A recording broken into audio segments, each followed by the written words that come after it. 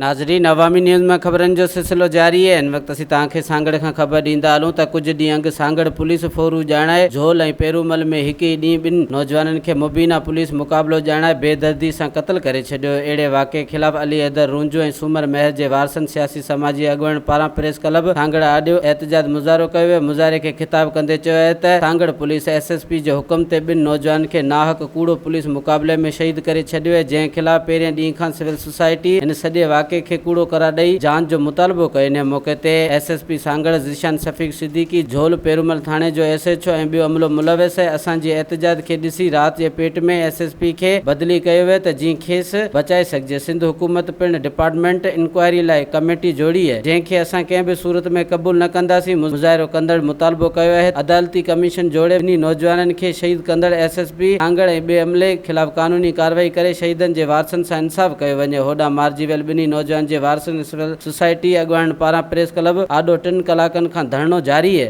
वधीक ख़बरनि ऐं तफ़सील जे लाइ विज़िट कयो असांजी वेबसाइट awamiNewsHD.com ऐं ॾिसंदा रहो